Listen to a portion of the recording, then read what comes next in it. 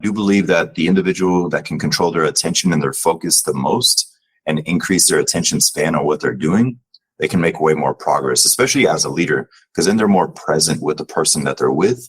They can actively listen. They can give the advice where they're not just with you, but you could tell they're kind of looking through you, thinking about what they're going to eat for dinner. Did they leave the door open? Did they unlock? Like, they're everywhere else, and you can just sense it in their body language and their eyes. You're like, oh yeah, she didn't hear anything I said. Apparently, a goldfish has a better attention span than the modern human. I don't know whether that's a good thing or a bad thing, but today it's one of the many and varied subjects we'll be discussing with my guest, Derick Johnson, who is a life coach and trainer. He's helped over 500 clients and 50 companies go from just surviving to thriving. He also spent 10 years in the US Army and is very passionate about fitness, getting the best from your life, and leveraging your attention span. So we're going to be talking about all of those things and more, and not forgetting, of course, the leadership lessons learned from his varied and interesting career so far. It's going to be a great one, and I'm sure, listener, that your attention span is better than a goldfish because you are still here, hopefully, and a goldfish would have stopped listening or forgotten about it by now.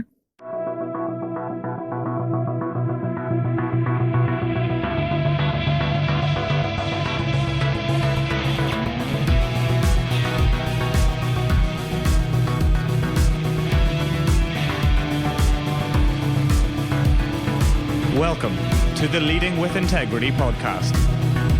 Leadership talk for the modern manager. With your host, David Hatch.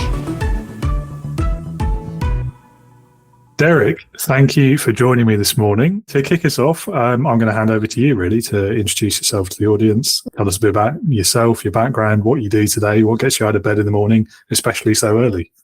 Okay, for sure. So it's a pleasure being here. I appreciate you having me. And what gets me up early, honestly, is just to become better. And I've been telling myself this for years, is in my head or out loud. I just say, people depend on me. People depend on me. So my girlfriend and I, we don't have kids. We have a dog. We have a pit bull. But in general, is that I always believe that within the first 30 minutes to an hour of your day, it should be dedicated to our mental health and our physical health. If we can do one thing for the mind and one thing for the body, we can show up better for others, whether that's at work, whether that's online, if it's our neighbors, whoever it is, before we interact with people and apps and everything else. We just have to set our day up for success. So I'm a huge component of the morning routine. I grew up as an athlete, and I was also in the US Army for 10 years. So getting up early has just been a natural thing. And also, I grew up, my father was in the Army. So as a child, I would wake up and I'd see my mom doing yoga in the living room, or like DVD tapes and cassette tapes, fitness tapes in the living room. And my dad would be running or going to the gym. So it was just instilled in me, just second nature. Get up, hydrate, work out, then start your day.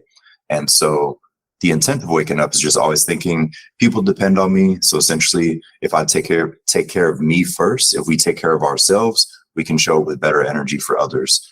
Because we've all done it in reverse, where we wake up, we've hit snooze 6 times, stress goes up, anxiety goes up, we're in traffic, Wi-Fi is not working, coffee machine didn't work, and then we're just reactive to everything, or we're just annoyed. So I'm a big component on early morning wake-ups. I don't necessarily tell my clients when to wake up or people. I just do recommend that they get at least 30 minutes to themselves. That could just be walking their dog or sitting in their backyard, wherever they are, but reset the mind before they absorb the world, the media, information, their tasks from work. So what can you do to set up your day for success so you feel like you're proactive and not just reactive to everything and everyone? I'm sure it's good advice. I think in the modern world where we live in, though, I mean, and this is a known problem, isn't it? Particularly the screen time and the phone always there, always on, and that kind of the interaction between work and the rest of your life. And yes, a lot of people really do struggle to switch off. So, I mean, how do you help people to do that better? So what I challenge them to do is to see how they can be more present, because nowadays people are always on apps. Our phones are amazing. Opportunities can get created. They help us, but they also distract most people. So I do feel like the biggest issue with most people is they don't have control of their attention. So they're always checking notifications. If their screen lights up, they have to check it. It's email. It's my friend. It's another meme, another funny video. It's work. It's this, it's that. Like, they're just all over the place. So I would definitely recommend that they turn off their notifications when it comes to social media, unless it's related to their career or their job or business. Then yes, it's understandable they need it and use it. But in general, I feel like many people, for example, let's just say Instagram and TikTok. If most people are always looping on those apps, I would recommend turning off notifications, or they could simply uninstall and reinstall, like uninstall in the morning and reinstall it at night when they finish or on lunch. And basically just setting up more digital doors that they have to go through to go to the app if they feel like they're addicted to that thing. Because I do believe everyone does have a addiction cycle with apps. Is it could be Facebook, then Instagram, then they check their Amazon cart, then they check email, then they put their phone away. Everybody has their own little loop that they do. So if they can identify their loop and ask themselves, how often am I jumping in these apps? At first, if they can guess, it feels good. But then once if they can go into the app and look at their screen time, they can see Mondays is 2 hours, Wednesdays is 20 minutes. The apps will tell us, and they might be mind blown to see how much time they actually waste or spend in a good way on these apps. So I would definitely go step one is have hyper awareness of how much time you spend on the apps. Go into your phone, and then into the apps individually, you can go into the settings and it'll show you your screen time, like with charts of the days of the week. I like to look at the one on Instagram. That's the app that I enjoy most, especially for business and just making content. So that one's much higher than the other apps, but it is interesting to see like what day of the week it's lower, what day it's higher, and then sometimes it's not at all. So having someone have hyper awareness of their app usage can help a lot, because then they at least know where their time is going to. And then they can say, wait, I spend 4 hours a week, a month, and they're like 16 hours a month. Like, that's a whole day. What am I doing? So some people might be surprised in a good way or in a bad way. But from there, then they can assess things, because I do believe we all are addicted to these devices to an extent. For some people, it's not in a bad way. But for some, it's just like, all right, maybe they could just scroll less and send less funny videos to their friends. Yeah, it is way too easy, isn't it, to just lose hours of your life in the feed. Yeah, I mean, it's an interesting one. We're almost dependent on them, aren't we, at this stage? I think there's so much of our lives, like professional and personal, if the phone stops working for whatever reason, people get withdrawal from it, don't they? It's documented. It's kind of scary. And another angle for it, and something that I've experienced in a past role or two, is coming at it from the professional side of it and thinking about it as a manager, as a leader. And I think there is, or there should be now, a responsibility to think about how you are impacting people's lives outside of work. For the story behind it for me was, one of the best things I ever did with my phone in my last job was turn off my email notifications entirely. Oh, yeah. Because the number of emails late at night or 2 a.m. from the, let's say, overperforming executive team. Yes, exactly. and it has a massive impact on like your mental health and your level of stress and your ability to sleep, even if you know that email might be popping in at any hour of the night. 100%. Yeah, so I think there's a leadership lesson there as well about how you think about when you're emailing. Like if you are working in the middle of the night, you know that's fine. You're the leader. Maybe you're the owner of the company. That's your prerogative. But you don't have to immediately send the email. You can do a scheduled send, so it won't pop out until 9 o'clock the next morning, for example. 100%. And it goes both ways, I think. Anyway, rant over. Yeah, and another thing I feel like many people can relate to is the notification assumption, as in they think they're getting a notification and their phone is in their pocket or on the table, and we feel our pocket vibrate. And then you realize your phone is across the room, and you're like, and then you check it and you actually have a notification. You're like, all right, this is getting weird. Because then you can feel it and you assume you're getting a notification and the phone's not even on your body or in your pocket. And so those moments are interesting, because then you can really see who's addicted to their phone or who's just touching it too much. Because then you're like, did I really think my pocket was vibrating and it wasn't even in my pocket? All right, let me go out in nature for an hour. turning off all devices. I'm going outside. Yeah, that's a definite warning sign, isn't it? That a line has been crossed. I think this is kind of related to my next question for you, which is, I mean, mental health is a big issue now, and it seems to be, I don't know if it's getting more attention or if it's just becoming more of a problem for more people, and if it's related to what we've just been talking about. Why is it, do you think, that people struggle mentally so much these days?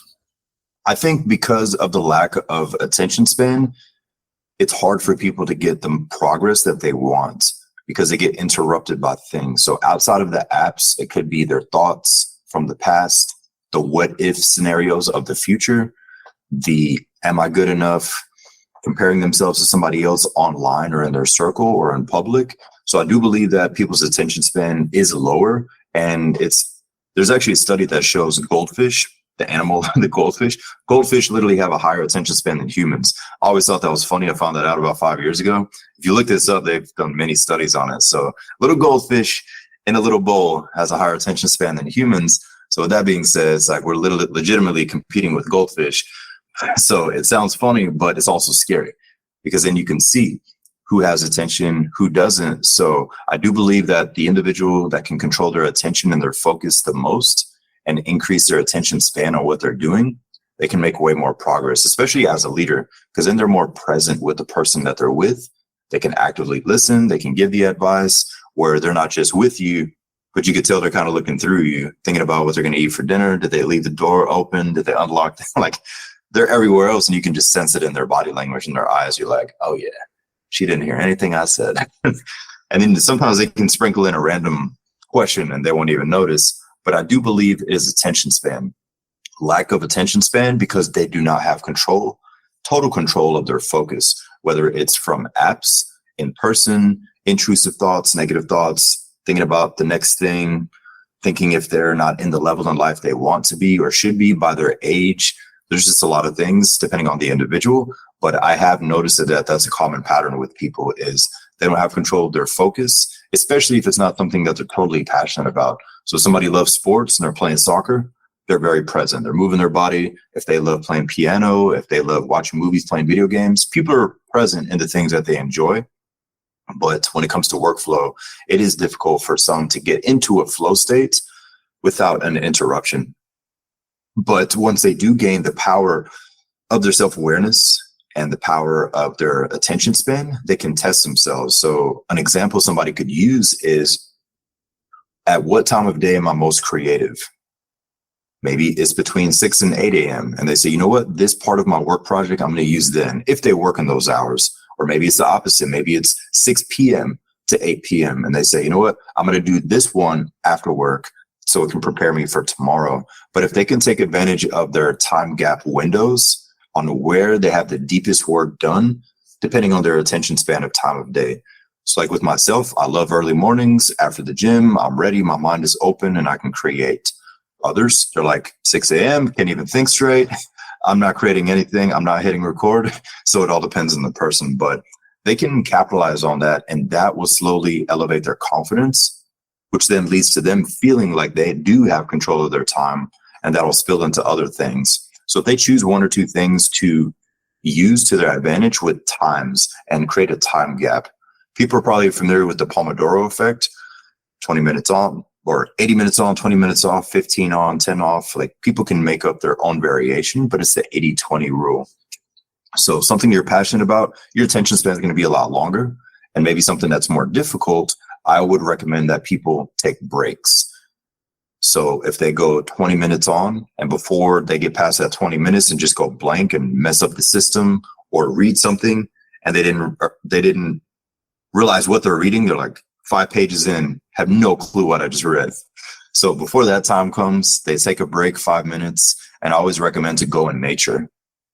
Go look at the rain, walk your dog, walk down the street, whatever the weather's like, just reset and then get back to it. And they'll realize that those small chunks in the day when they're actually focused, they get a lot more done because they're in deep flow state.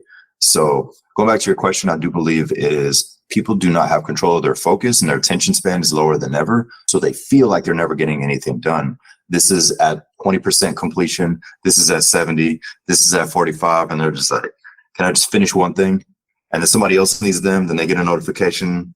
So it's a very common thing that I've noticed. People have many tasks that are just floating, and feel like they're drowning sometimes because nothing is completed to their liking. Yeah, it's all the spinning plates, isn't it? Yeah. Yeah, I don't know if the goldfish comparison is funny or depressing because it's honestly both. First time I heard that, I was like, "No, it's not." Then I looked it up. I was like, holy! Yeah, yeah. I mean, the goldfish is famously only has 30-second memory, I think it is. So it might have a better attention span, but it will forget it within a minute. So we're okay. We're still winning. Yeah. Oh yeah. Yeah. I mean, I find all of that really interesting. I think one of the, particularly in terms of understanding your own working pattern, because everyone is different. And it was something I never really thought about either until I had a very similar conversation to this with someone, actually. And when I sat down and thought about it, I don't want to say it was life-changing, but maybe profession-changing. I don't know. Is that a thing? That can be a thing. Yes, definitely. But understanding that I'm at my most productive between the hours of 7 and about 10:30 means that if I have detailed work that I know needs all my concentration, that's when I'll book that in to do that kind of work. And then I'll do things like this or phone calls or things that require slightly less brain power in the nicest possible way. I'll book in the afternoon or coming up towards lunchtime. And that has really, it's given me quite a powerful shift, I think, in the way that I work. It helps to have control of your own fate in terms of running your own business and being a solopreneur, because you can't always have that sort of say over it when you're an employee. Exactly. But certainly it has made things a lot more productive. And then the other thing that stands out from what you said to me is sitting in that room with the boss and you just know they're just looking through you, or that whatever you're saying is in one ear and out the other. Oh, yeah. And one thing, again, I found really useful to do, it made me think all the way back to when I was at school and we had this teacher. He was a bit of a character. And he just used to do quite a simple but quite an influential thing, was as soon as he realised that somebody in the room wasn't listening, he just stopped talking. And he would just wait until they realised he'd stopped talking. Yeah. And they look up and he'd be like, oh, you're listening now? Right, I'll continue. So I started doing that in meetings with a couple of old bosses and leaders. And it's actually quite interesting, particularly when they're sat there on the BlackBerry and they're sending their emails. You see the thumbs going, you know they're not listening. Just stop talking and see how long it takes before they look up from their phone. My record is 15 minutes, by the way. 15 minutes. Yeah. Of not talking at all, and they're just sold out. Before someone realised. Yeah. So again, there's another leadership lesson there, isn't there? Leave your phone out of the room if you're going to go and have a conversation with someone. Yeah, exactly. Anyway, it's funny the little habits we pick up, isn't it, sometimes? Oh, yes, especially if you see something that worked, whether it's a teacher or a coach. I noticed a lot of things with my parents growing up. My mother's German. My dad's African-American. So my dad was Army, drill sergeant and everything. And my mother, she was a kindergarten teacher for 40 plus years. So there's different techniques that they would use to grab my attention, people's attention, and also just with cultural. Like Germans are very structured and serious. And then on my dad's side, he's serious as well, but a little bit laid back. But it is interesting how different cultures have different levels of attention span, or they're just like, it has to get done no matter what.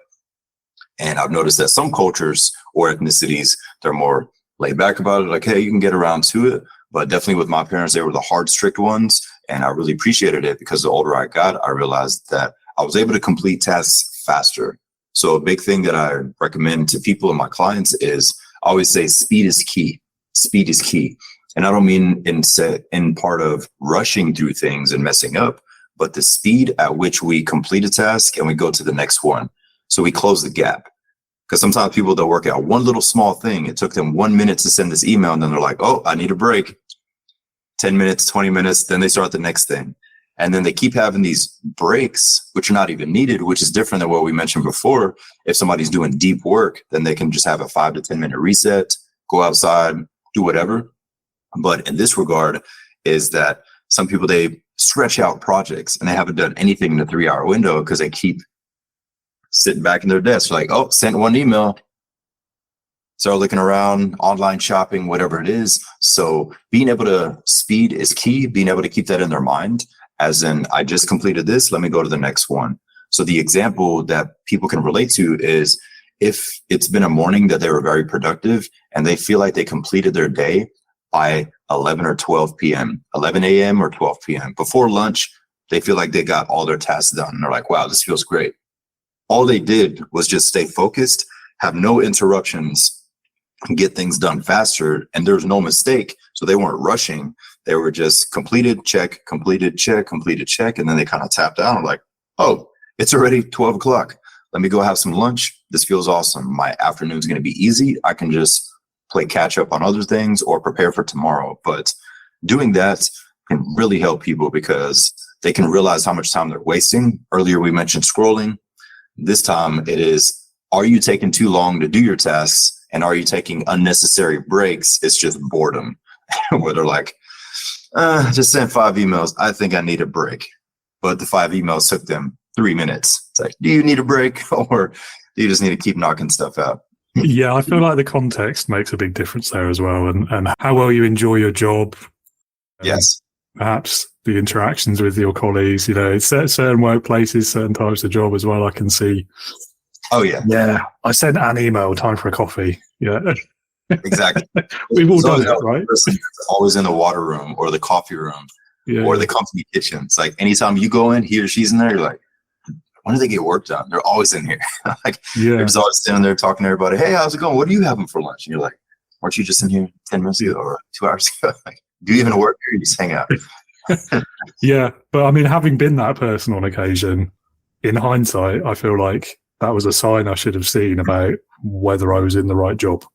The difference between drill sergeant and kindergarten teacher, that doesn't feel like there'd be a lot of similarities in approach there. Yeah, it definitely doesn't, but it's just the structure and the focus that I noticed of just getting stuff done, attention span, and it was just instilled, just seeing how quick we did things. And also growing up with a German mother, I grew up as a professional cleaner. My mother did not have a cleaning business, but Germans are just, in my opinion, the cleanest people. So I always was cooking and cleaning the house, and we had a big house in Florida back then. And so I didn't realize how much that helped me till I got older. In in college, when I had my first place, all my friends wanted to come to my apartment. Nobody else was like, man, it's so clean. It smells good. The food is so good. And in my head, I'm like, this is normal. What are you talking about? And then I'd go to their place. I'm like, I'm never going to your place again. Like, this is disgusting. Like, you live like this? And so that's how it was. And then it also helped me in the military to have the cleanest locker, the cleanest bed. Everything was made perfectly, but it was just second nature. It was instilled. So that attention to detail helped a lot. So when I do a task that is faster or somebody has a similar experience, their work quality is much better.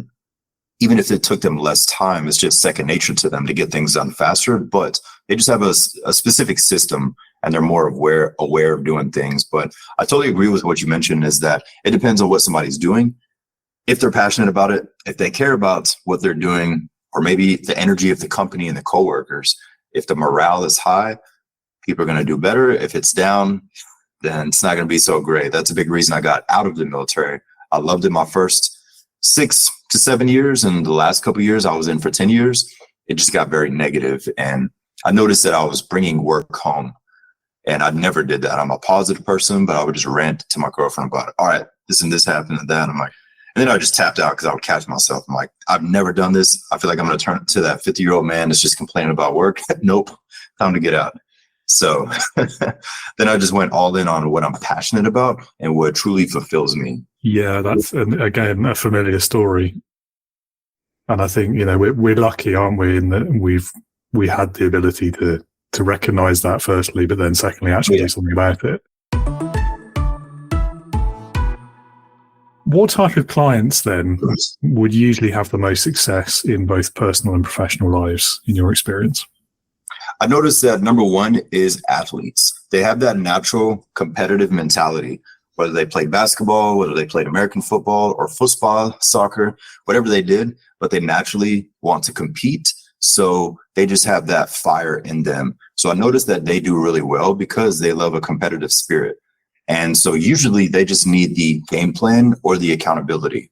As long as they know exactly what to do, even if they're the brand new one at work, they're just absorbing everything like a sponge because they're competitive. They don't like to feel like the person, the odd man out or the beginner. So that's why they're more focused and structured, and they'll learn the program, the system, whatever it is in the industry that they're in. So number one, athletes. Number two, people that have been through traumas and that have worked on themselves with self-development. And the reason I mentioned them is because they don't really stress when it comes to work or personal life, because they've seen way worse as a child or as a teen. And so little Wi-Fi, system issues, everyone else like, oh my God, this is, and they're just like, why are you stressed about this? Like, this is the smallest thing. Let's just wait 5 minutes and it's going to reboot. Nothing to stress about. You can always tell by the way that they carry themselves, but because they stress less, they perform better. So they get faster results and better results as well. So you have the competitive athlete, you have an individual who maybe did not play sports, but they've been through a lot of different trauma, but they worked on themselves and they overcame those things. They do well because they thrive in stressful work environments. That's actually their relaxed zone. And so number three is people in sales. They also have that competitive drive, maybe not on the level of an athlete, but financially they do. Maybe they grew up poor or neither side of their family was successful and they wanted to change that with sales, with a product or service, whatever their career is. But it is interesting to see. So all three people, the athlete, the person that overcame things, and then also the individual that just enjoys sales, they all have that for that fire in them that many people do not have naturally. That person can be trained and they can get that fire in them. But if they weren't one of the three before, it's going to be a little bit harder and it's going to take some time at first. So they definitely catch on the fastest and they get the quickest results. Everyone can get results, but with some, you just have to break down barriers, break down limiting beliefs, and really learn where that person is at, meeting the person where they're at, and then slowly building them up. Interesting. Not the three I would have thought you'd come up with, but yeah. Oh yeah, it's something that I noticed in the military, even in corporate, is that those people, they always did really well. And like growing up in Germany, and as you know, you're in Europe as well, or excuse me, you're in England. So just in general is that people watching. You could be at the coffee shop in your local town. You could be traveling and just growing up. The European mentality is just eating outside, people watching, and just absorbing. So I would do that as a child. So I got that from my German side. And then my dad was Army. I would just be hyper aware of the room. He's like, always pay attention to who's in the room, what's going to happen. And so the person that's hyper aware, they can see and read people. So that's a common thing that I always notice. It's like, that guy carries himself. And then you look at their memorabilia or their backpack and their stuff. I'm like, oh, he looks like an athlete. Or then somebody else who just has calmness. They're just very calm and laid back. You're like, they've probably been through a lot of stuff, which made them so calm, and they have the confidence now. So it is interesting to see, but that's definitely three common things that I noticed. Those type of people, they get the fastest results, or they just catch on faster. Even if they're the brand new person, they usually surprise the boss or management. They're like, you already got that done? Like, yeah. And they're just like, I'm next. What's next? What's next? I'm here to learn. So potentially controversial question. Certainly with two out of those three, the common theme seems to be that competitive streak. Yes. What do you think is more powerful, the competitiveness or the cooperative team spirit kind of side of it? Or do you think you need both? I think a hybrid of both. The reason why is because sometimes, so in basketball, in the sport of basketball, there's a guy or female that's called the sixth man. And the sixth man, essentially, there's 5 people on the basketball court. The sixth man, he's the go-to male or female that they come in, they make the shot, and they get out. The sixth man, they're a team player. They don't always want to be in the game, but when it's crunch time, it's fourth quarter, there's 2 minutes left, they're like, we need your help. They thrive in that. They love that pressure. So some people are like that. They just want to be part of the team. They like the camaraderie, the team building. So that person is amazing to have. They usually don't want the leadership role or all the responsibilities. They're like, I don't really want all of his tasks. Like, Derick does too much. He does too much. Just let me know when you need me. I'll take care of it. Tap in, tap out. So I'll be there. So that person is truly needed. Very important role. And then on the flip side, the competitive person is good. But I have noticed, especially in sales, sometimes a competitive person, they suck at leadership because they're so good at what they do. They can't teach for crap. Like, the guy that's naturally good at sales, his numbers are always number one. And if somebody asks him like, hey, how do you use this system? He's like, system? I don't follow system. I do this. And then the management is like, no, please use the system so we can track stuff. It's like, we do know he's the anomaly and he crushes sales and he does help the company, but do not do things the way he does because we need to track the data. He's not tracking the data, so we're not going to know the analytics. His closing ratio is like 99%. That's rare to see, but please do not take his advice because it's going to be hard to track things. So sometimes the overly competitive person could not be a good teacher. But I do believe that that is the self-awareness. And then also, can the individual push pride and ego aside? Not everyone works well on a team because of their own pride and ego are in the way. The know-it-all, maybe they're good at what they do on paper, they're accomplished, but team building, communication skills, presentations, maybe they're not that great at those things because they're just like trying to rush through it. And I've noticed that the overly competitive person, they get annoyed with people that don't catch on as fast as they think they should. They're like, we've had 2 meetings about this. Why is this not done? It's like, hey, understandable. She learns differently. He learns differently. So the best leader, they can read everyone and then they can approach each person slightly different. You know what? Let's pull her aside before he embarrasses her in the meeting.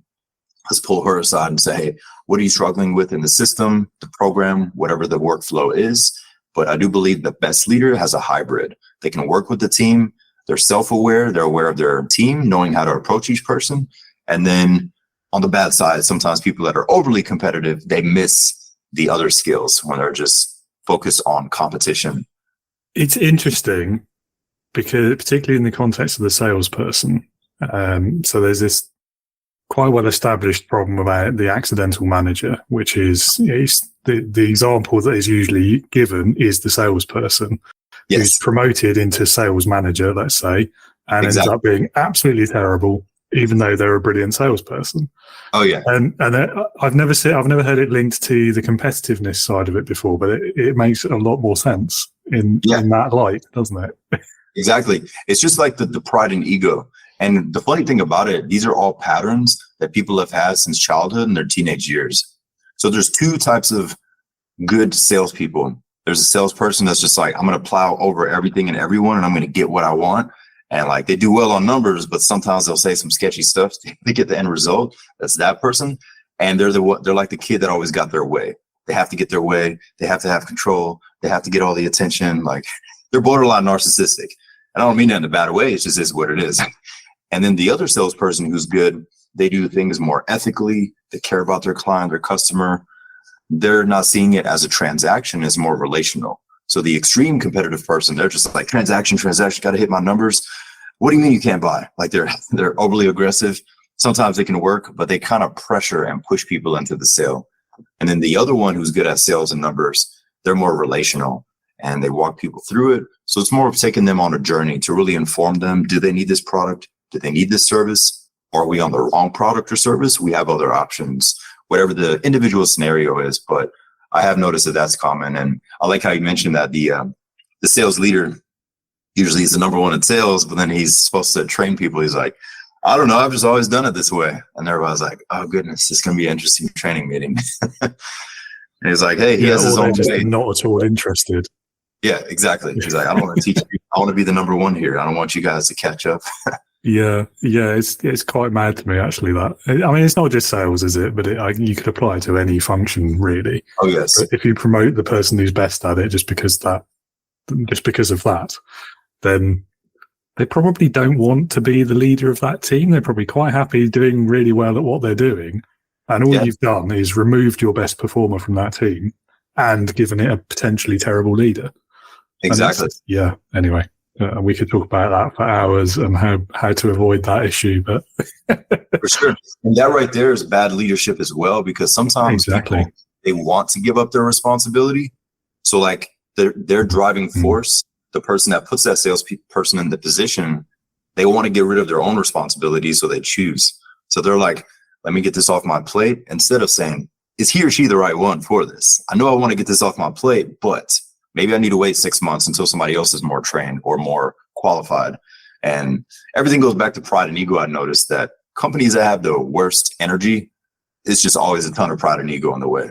Everybody's bumping heads, and it's like a reality show. You walk in, you sense the energy in the room. Even on a Zoom call, Google meeting, it's like, oh, it's going to be an interesting Monday meeting. goodness, why are we here?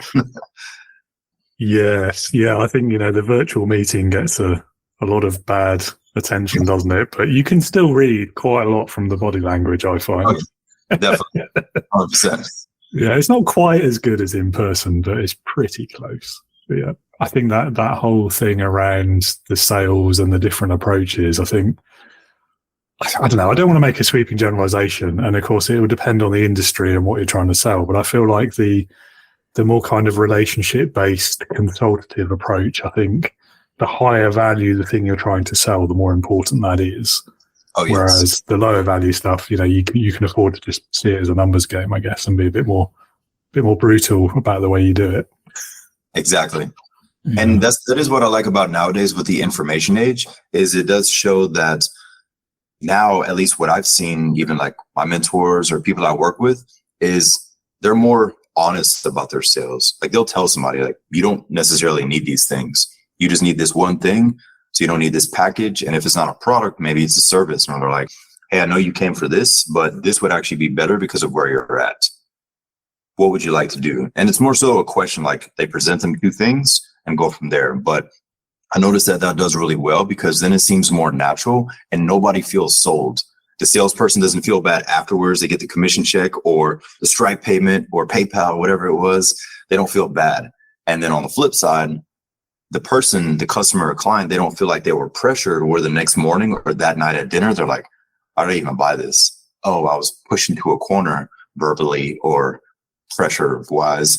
And then they want a refund. They want to return the product. They don't want the service and all that. But the people that are just more transparent and honest, they have the less refunds or chargebacks, because everything is so out there. Like, here's what we're going to cover. How does that work for you? And the person's like, oh, that's what it is. No questions. Perfect. We're on the same page. And so I've noticed that that's becoming more common. So at least in the United States, the corporate old school way of sales is totally outdated here. And you can instantly tell who's still stuck in that zone, because they're very robotic and scripted. And I tell my friends, I'm like, oh yeah, he speaks like a robot. He's just following his little script. Scripts can work, frameworks can work. But if somebody's in the old school way, they lose touch of communication skills. They're like, well, first you're going to need this product. And you're like, goodness, let's turn that off. Nobody's going to buy it. Yeah, I guess the other aspect of the information age is it's very easy for people, while they're even on the phone with you, to just look up what you're saying. Oh, yes, exactly. And so, if you're that type of, I'll say anything to get the sale sort of salesperson, it'll be very quick, I suspect. Oh, yeah. And they'll be off the phone before you know it. Yeah. 100%. What is it that really, truly motivates and inspires you in what you do? So what inspires me the most is making my inner child proud, making him proud. He went through a lot of things, and it's just interesting because I used to be, number one, physically, I was very skinny and I was bullied at home. So just full transparency, both sides of my family have extreme alcoholism. And so when I was a child, when I turned 11, between 11 and 17, there was a lot of rage at home, but it only happened at night between the hours of 9 p.m. to 1 a.m. And so it was never about me. I had good grades, was never in trouble, never been to prison, like never did anything bad except for the typical teenage things, sneaking out. But in general, I noticed that they did not get the deep help that they needed with their trauma from their upbringing of their childhood or their careers or anything else that happened personally. And so when they would drink after social settings, they were super positive around people, the life of the party and all that. Popular people knew them everywhere, successful. But when the door closed and the last sip of alcohol was drank, they would just release whatever they needed to release, anger, aggression, emotions. And excuse me, I just became that physical and verbal punching bag. So because of that, that was happening at home all the time. I was very skinny. I was a child that lived in Germany. We moved to the United States. It was a culture shock going to a school in the United States because it's just like the movies. You got the locker, you got the bully, you got the this. And like, I was getting bullied the same way that you see in the American movies. And I was like, oh, this is a culture shock. And so because I mix, mother's German, dad is African American, people didn't know what I was. So bullied at home, skinny, insecure, bullied at school. I had a bad stuttering problem. I didn't public speak because I was just very timid, very closed off. So completely different person. So number one is to make him proud because of the person that I was able to create, and then also be able to teach other people And I can see in somebody's body language or their eyes when they're going through something, or if they're just carrying something from the past. And so being able to heal myself to then heal others is an amazing feeling. So the fulfillment is knowing that people got over their traumas. I call it bad patterns, whatever their pattern is. For some people, the pattern could be alcohol. For some, it could be anger, like they're good and something pulls them back, but everything relates back to teenage years or childhood years, why they carry these things with them. And so those are the things that we face. And so we break those patterns so they can feel like they can thrive and not just survive, as in they're not carrying said breakup with them into everything, or traumatic thing that happened with their parents with them, or if they've had 2 divorces, they're not having this limiting belief of I'm going to die alone. So for some, it's extreme, whatever they have internally. And for some, it's subtle, but they have 20 subtle things that are holding them back. So those are specifically what we work on. So the most fulfilling thing is seeing people getting their power back. So the holidays just passed. I love going on Facebook, Instagram, LinkedIn, seeing current clients and past clients, and I can just sense the light is in their eye again.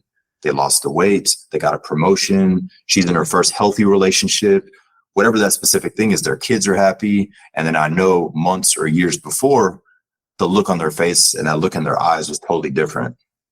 And if somebody doesn't relate to that, we all, or most of us, have Facebook. Whenever your Facebook memory pops up and you see an old picture in school or college and you're like, oh yeah, look at that fake smile. And you can sense what you're going through at that time period. Even if you're smiling, your eyes can tell you everything. So definitely being able to use that pain as fuel to help other people and to help them get their power back. It's essentially the full circle thing. And I would say it's very interesting that people that are good at what they do, they usually have a backstory that relates to why they took that path, or maybe they had to take that path and it just made them better because they've witnessed a lot of life where it's not just scholastically and just textbooks or just training, it's also life. So in my opinion, I think if you can have both, you can go really far with it. You have the education, certification, etc., but you also have life experiences. Put those together, that becomes an amazing teacher.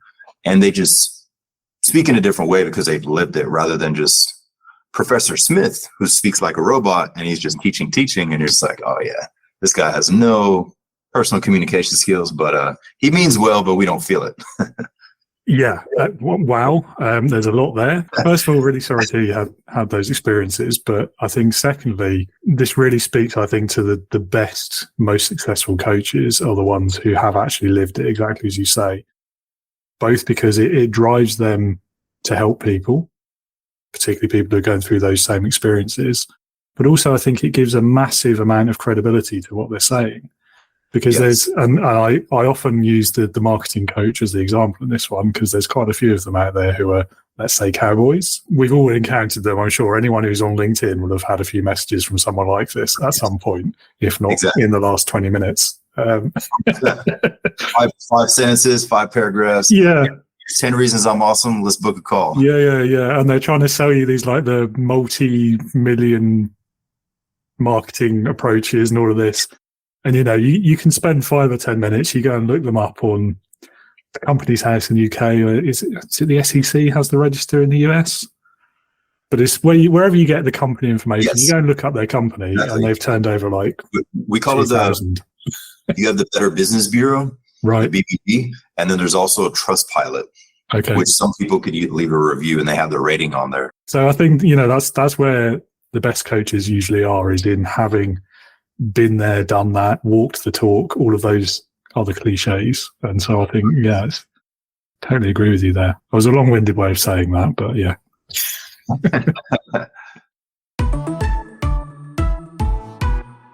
Right, let's talk a bit more about leadership then.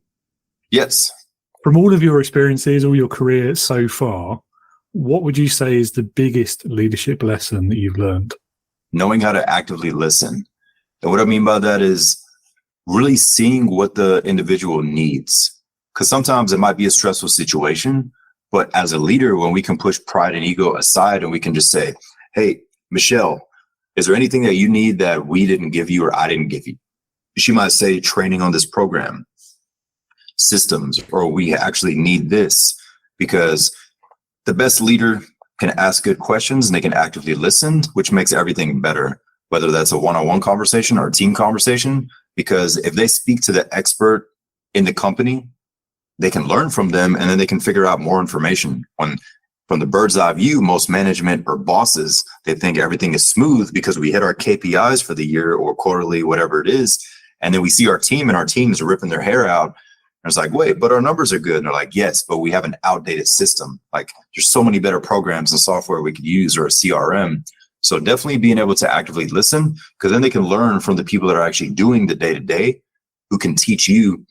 And then from there, you win together because they're like, hey, I found this program. It's $79.99 a month per user. We have 10 people on the team. If we use this, it's going to cost more the first 2 months, but we're going to get such a result because we're going to use less time to input the information. So at first it's a cost, but long-term, we're going to make so much money. And if somebody is open to hear that, they could say, wow, that makes sense. I appreciate it. Then they look at their current program. And in the United States, it's just, we look at it as that's the old school corporate way, the individual that cannot listen and is not open for change. They're like, we've always done it this way. It's like, I understand, but it's 2024 now. Like your team stress and your turnover rates are crazy. Like it's not by surprise. It's usually bad management or outdated processes because nobody has a training platform or has enough training and education. So definitely actively listen, because then they can really sense what's going on, whether that's with a team or an individual. And number two, I would say knowing how to approach people. And that gets better after actively listening, because then they can read the room better. From a spiritual or religious standpoint, people call that discernment.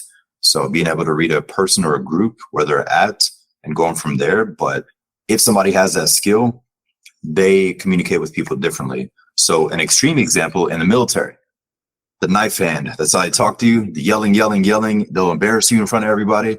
Sometimes it works and it's needed if somebody makes stupid mistakes over and over, but the other times it's not needed because maybe that person is going through something dark in their personal life.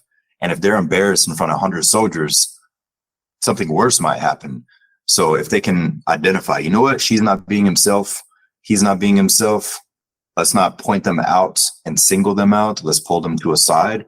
And only good leaders can do that, because others, pride and ego goes back to that. It's in the way. They're like, we need to get stuff done. It's a new year. It's a new month. We need to hit our numbers. Like, hey, that sounds amazing. But have you ever asked your team, how are you doing? How are you actually doing?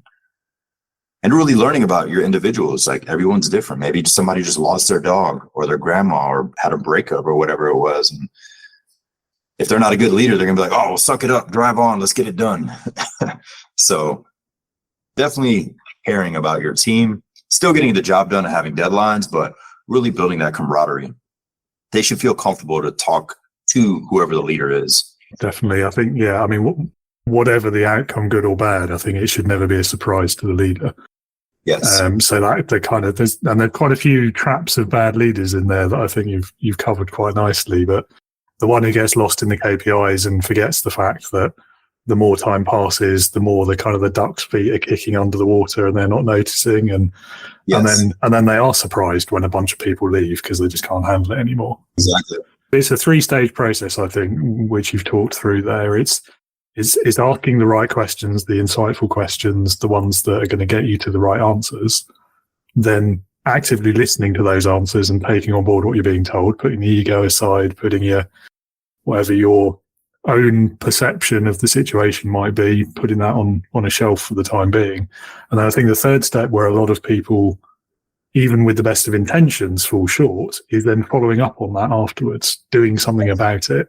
Because there's no good, as active listening as you can be, there's no good hearing the answer and then not doing anything to solve the problem afterwards. Oh yeah, we've all been in a position or career where we had somebody, oh yeah, thanks, we're going to get around to that. We'll definitely make sure you have that information. 2 weeks later, you're like, I'm drowning in tasks. Mm-hmm. Do you have that thing? Oh no, we're still working on it. It's like, it takes 5 minutes. Like, order the thing, get whatever we needed. So sometimes people, they'll actively listen just to give you a response of what you want to hear, but they really don't help you in the end. And to be fair to a lot of them, it's probably because they can't. They're just not in a position to do anything about it. But I think, again, the mistake is to not be open and upfront about that and just say that straight away. Oh, yes. I was always taught listen, take the answer on board, and then if you can do something about it, say you'll do your best. If you can't, say that as well and explain why, because otherwise you're going to create that exact situation you've just described where they just fall flat and you lose trust, you lose their respect. Next time you have one of those conversations, they won't be as forthcoming, and then it's a vicious circle all the way to the bottom of the drain, isn't it? Exactly. And then they wonder why the turnover rate is crazy, or people want to give up their responsibilities and go down a row. And it's a common thing that I've noticed is that companies that repeatedly do the same thing, and then they just blame the people. Well, the workflow, the young generation doesn't do this and this, or whatever thought that they have to overshadow that they suck at leadership. They're like, well, this new generation of 20-year-olds and 30-year-olds, they don't have blah, blah, blah. It's like, no, you're still doing outdated processes. Like you have people doing paperwork, which takes them an hour. They should have an iPad and tap, tap, tap, and it's done. Yeah, or AI. Yeah. Exactly. I'd love to know what you think is the most common mistake that the majority of leaders will make. Is it what we just talked about, or is there something else? I do think it's not getting feedback from their team. So I would say in combination of what we discussed, but having a open door policy. That's what the military refers to it as a lot, and a lot of corporate companies, but open door policy as in, if there's a problem, please let me know. But that leader has to speak it where they can feel it. And he's not just, nobody feels like he's saying it just to say it because it's in the company handbook and policy. Like, we have open door policy, but don't knock on my door. It's like, that's how most management is, or bosses. But leaders, if they have an open door policy, everyone should feel more comfortable. If they do have something personal, there should be a certain level of trust there. And going back to life happens to everyone on a personal level. So if something is happening and somebody does need 2 days off to grieve a family loss or whatever it was, can they have the ability and the confidence to walk into their management's office or send that email or give them a call or Microsoft Teams, whatever program that they use? Do they feel comfortable to do that? Or will they never do that because they're like, I don't want to annoy them because I feel like they're going to be singled out, embarrassed? Because sometimes management is like that. They'll send out an email after somebody asks and told the situation. They're like, by the way, please do not. And they use that person as an example. And it's very condescending. It's very embarrassing. But definitely having an open door policy to build the team morale. And do they actually know something about the people? They should know a little bit of something about the team. An example could be, are they married? Do they have kids? Do they have pets? What is their hobby? The basic things of what drives that person. And a leader that truly cares, they know those things, and they'll actually legitimately ask those questions. Monday meeting, before it starts, everybody's chit-chatting. Hey, how was your holiday? How's your uncle? I know you mentioned last time this and this. And the person's going to be surprised because the leader actually actively listened and remembered what they said. Because on the flip side, it's going to be really robotic and fake, the old corporate way. So definitely having an open door policy to build that team. Because teams that get along the most or that know about each other, they respect each other. Even if they don't really personally like each other because they have totally different views, if the mutual respect is both ways, the team's going to grow together because they at least know where they stand. I'd rather a team be black and white, as in everything's transparent. It's like, hey, you don't like me, I don't like you, but I know you're the expert and I'm the expert, so we can help each other. Let's fist pump. And it's like, it's so straightforward. It's a mutual respect. So that's how me and some of my friends are. We have totally different views. But because we're so transparent and honest, we respect each other. We're like, this is awesome, because it's very rare. So you can do the same thing with a company. I like that. I think, the open door thing, you're right. It reminds me of, I guess, authenticity, really. It's kind of having that alignment between your values and your internal dialogue versus what you're actually saying, and then finally what you're actually doing.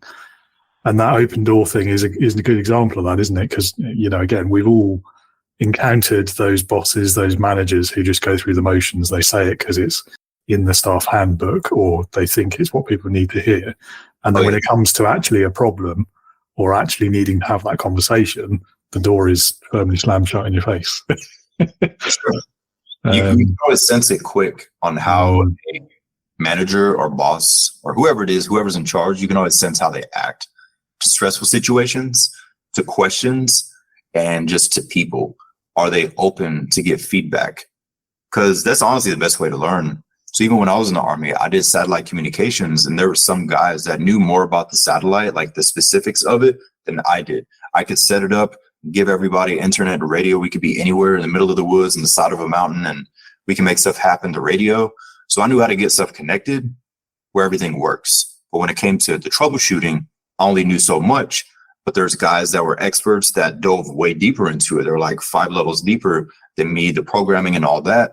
And I knew I could ask them for questions. And that's why they always enjoyed coming to my team, because they knew we're going to crack jokes. We're going to be human. We're going to have a real conversation while they're helping us do the thing. And then we appreciate them. We trade food, especially if we're in the middle of the woods. But it's just an old school way of doing things. And what you mentioned earlier, the authenticity. If you just respect somebody for what they do and what they bring to the table, they appreciate it. Because all humans honestly just want 2 things. They want to be heard and understood. Heard and understood. If we can make them feel that, then it's mutual respect. Because people have skill sets, but it's rare that many people in management will appreciate, hey, Jimmy, thanks for what you're doing. Hey, Andrew, thanks for this. Hey, David and Derek, I appreciate what you 2 do. If it wasn't for you guys, we'd be effed or we'd be screwed, because nobody knows how to handle or troubleshoot these things. So simply acknowledging your team and getting out of that robotic corporate way, because it's a slippery slope. 100%, 100%. And I think it's a powerful and important lesson, not just for leadership, but just interacting every day with your colleagues or in your family. You know, it's almost universal, isn't it? Exactly. Slight tangent from that. What advice would you give a new manager, first-time leader, who is struggling to establish themselves in their role? I would suggest that he or she finds the top performing people and either shadow them if you have enough time for that, or ask them questions. If they can learn, so let's just say it's day 1 for that individual. They can find the best salesman. They can find the best tech guy, whatever industry they're in, and they can just ask 3 to 5 questions. Hey, what is the most common thing you see? What do you recommend with this? Maybe it's very direct. Maybe it's as a whole. But if they can learn from the top dogs in their field within the company, they can get a lot of clarity. And then they can start to connect the dots, because everything's still a learning process for that new manager. But if they're open enough to ask that question, people are going to respect them as well. So in the military, it was very common that if an officer came in the Army, like he just got out of training in college, and now he's leading 60, 70 soldiers, and everybody's like, oh, who's this guy? Because they know he just came from training school and he doesn't have experience being with soldiers. It's just more school training. Here you are. Now you're a higher rank than all of us. We've been in here 10 years. We've been to Iraq, Afghanistan. So we're supposed to respect you. But if he or she comes in asking questions and they're like, oh, I thought this was going to be the prick that's like, look at my rank. I'm higher than you. And so making sure that they can ask questions. But that is definitely one of the most effective things. Find the best and the highest performing people, ask questions. Maybe they're not available. Just send an email or attach everyone in the email and just say, hey, my intent with this email, I am the new XYZ manager. I just want to ask, what are some things, or what are 5 things that you would recommend that you've seen? And then get that feedback. Maybe it's a chain email with all the top people, or maybe it's a one-on-one verbal conversation, but it's just going to give them clarity. And then the top performing people, they'll appreciate that they were asked, which means they're like, oh, this new person is open to learn, which means they're open to change, and they're open for me to give an opinion. And that new person doesn't just come in and say, well, in my last company, we did it this way. So I'm here now. We're going to change everything. And it's like, wait a minute. Do we have to reinvent the wheel, or is the wheel already successful? Yeah. And when you're that new, you can't possibly know the right answer to that question, can you? You need to understand the context before you decide whether it needs to change. Exactly. I think what I like most about that is it's showing humility as well as the leader. It's showing respect for the expertise of the people you're leading, as well as their opinions, as you mentioned. And I think it's also, it kind of, one part of the aspect of a leader of particularly a larger team is understanding the roles of all the people within that team, because ultimately, if the worst happens, you're going to need to ensure that those roles are still carried out without that person being there necessarily. So again, it's a knowledge, it's a knowing your team, knowing the people, knowing the work. And if you can't grasp all of those things, you're not going to be a very good leader of that team in particular. Oh, yes. Exactly. And they just have to be open to learn from others. And those are always the best leaders. Because honestly, leadership, personal development is just one long journey of learning. Just never stop learning, and they just keep getting better. And that's why people are good at what they do. They failed a lot. They fell on their face a lot. They messed up, but they also were open to learn. And then eventually they've seen almost everything, and they're like, hey, here's how to handle it. And then they're the most calm leader because they're like, oh, I've seen this 25 times. It may have been 2 years, but here's what we did last time. Yeah, absolutely. If you could go back in time to when you started your first ever job, what would you say to your younger self? I would tell him that you are where you should be. My first job was in a sports store selling shoes, selling merchandise. I was socially awkward, and I made myself do that because I was like, I need to get out of this shell. I need to sell shoes because back then I loved sports, memorabilia, all that. And so I put myself in that position, and I basically had to become charismatic and better with people because I was not as a child and teen. I was socially awkward. I stuttered and overthinking and all kind of stuff. So that helped me a ton. I didn't realize how much it helped me until I got older. And then I saw people older than me who did not have that skill. And I was like, you survived this long without knowing how to speak to people? Goodness, life must be hard. So definitely you're in the right place. That's what I would tell him. Oh, nice to hear that. I have to say, yeah, there's a self-awareness thing there as well. Good lesson there in recognizing what you need to improve on and then actually forcing yourself to do it. Oh, yeah. Massively applaud that. Definitely. And I think the other thing really about leadership, and I think we take it from that example as well, is the power of networking and putting yourself out there and meeting as many different faces and voices as you can, because all of that just is the experience that's going to make you better in the future. Exactly. Yeah. And that's the huge thing people are missing. They don't put themselves out there, and then they wonder why they're not good. And you're like, experience, skill, time, patience. Goes back to the basics because now everything is quick. So that is the downside to some things. People are still looking for the quick. So earlier you mentioned the AI. People are using AI. It's 50-50. It can be good. It can be bad. But some people they're missing the skills and like the work ethic. So if they can definitely just work on that, then they'll feel better about themselves as well. Definitely. I think the AI is not at the point yet where it could sell people things and convince them to buy or do things. At least I hope it's not. Maybe it is and we don't realise, but best not dwell on that. Leadership Heroes. Okay, last question. This one is usually my favourite question. It's called Leadership Heroes. So if you had to pick one person, and it could be anyone you like, alive or dead, past or present, real or fictitious even, who in your opinion would perfectly embody leadership, who would that person be and why? I would say Greg Plitt. Greg Plitt is one of my favorite men ever. And who Greg Plitt was, he passed away several years ago, but I would say 7 years ago. He was a U.S. Army parachute team leader, as in like they did shows jumping out of planes with the parachutes. So it was an Army Black Knights. But also he was a ranger. So he was in the U.S. Army, he was a ranger, and then that was his military career. And then he went into modeling and acting. And then he was also a motivational speaker. So military, and then he was helping people with their body. So physical fitness, mental fitness, nutrition. But then also he would travel the world and speak at expos, and he would have the most lines of people that were just have their life changed. He helped people lose weight, get off addiction, and so forth. But he's truly a great example. If you go on YouTube and just search Greg Plitt, Plitt, he's definitely one of those that you can watch a compilation video and you just get into its zone. Outside of the motivation and inspiration, it's just his intensity for life. He would jump out of planes, do this, help the kids, help his families just nonstop, and just truly there to really help people. And then knowing his backstory. So I related a lot to that because he was the anomaly. He did everything that I wanted to do. Because in the Army, they're like, modeling and acting, well, you should not do that. And then I saw him, I'm like, wait a minute, he was in it and he did this.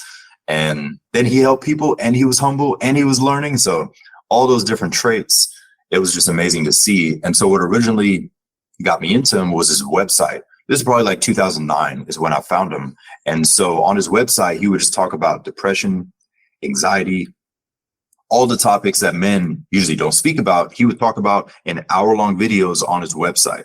Nowadays, some individuals do that on YouTube, but back then he had a website, and then he had training programs and all that, and it was life-changing. He would just be standing in his house, hit record, and just talk, and he didn't have to because he was already making millions with Hollywood and everything, but it was just amazing to see. So he could be on set at a Marvel movie, the next day speaking at a kindergarten, the next day at a social event, the next day he'd be at your local gym just talking to the people at the desk. And it's just a normal guy who's just like, he goes all in on his goals and helps people. So I would definitely say Greg Plitt from a military standpoint, as a man, disciplined, but also as a leader, being able to give back and guide people in the right way. Hard to think of a better definition of hero there than he was life-changing. There you go. Oh, yes. I feel like I should know him or recognize him, but I bet that you'll recognize his face when you see him. What's interesting about him, his body, his physique was used a lot in Marvel movies. okay. So like Green Lantern, I know there's been various Green Lanterns, most are terrible, but they actually use his body on the character. I think Ryan Reynolds or whoever played that version, they use his physique. So a lot of times Hollywood would use his physique in Marvel movies. And so he was on a few shows and stuff, but you probably recognize his voice. Many, especially on social media, like those motivational videos where they have different speakers, they use his voice a lot, where it's intense, it's very in your face, but it's always in regards to helping build people up. So essentially, he was like the white David Goggins before David Goggins was famous. So like before I knew who David Goggins was, I was listening to Greg Plitt, because David Goggins was not, I guess, famous or not popular outside of the military back then. So Greg Plitt was doing all that as well. So if somebody's into like that mentality, then they might resonate with it. Yeah, fair enough. Well, thank you for sharing. It was a good pick, and it's one we've not had before as well, so that always gets bonus points. Awesome. Cool. Awesome. Well, Derick, it's been great talking with you today. Last thing I'll ask you is if any of the listeners would like to learn more about you or what you do, perhaps get in touch and work with you. Is there a website or similar that you'd like to point them towards? Yes, for sure. That'll be fitwithderick.com, fitwithderick.com. That's my website for coaching. They would see that some clients are strictly fitness and performance, and some are all personal, as in life coaching. So the example, overcoming traumas, overcoming psychological issues, bad relationship with food. They would see pictures and videos of clients, and they might relate to somebody, their journey, getting their power back, which that's all it is. So essentially somebody, they can breathe again because that knot is gone. They released it and they have control again. And on social media, it is Fit with Derick 2. That is the number 2, Fit with Derick 2. My whole intent with social media is to plant seeds. When somebody hits snooze too many times, I'm going to call them out in a video, and they're going to be like, I need to get out of bed. So I'm just that guy that's going to be in somebody's corner so they're not wasting their potential. But it's just all about making people think, where I'm in their head and they're like, yeah, I need to stop eating this stuff. Too much sugar. Nice. Yeah. Yeah. Particularly this time of year as well. Oh, yeah, exactly. Holidays just finished. January. Everybody's new year, new me. Yeah. All the leftover Christmas chocolate as well that's burning a hole in my fridge. Anyway, well, thank you again, Derick, for being so generous with your time and your stories and your insights. Thank you for having me. Have a great rest of your day as well. Thank you. You too.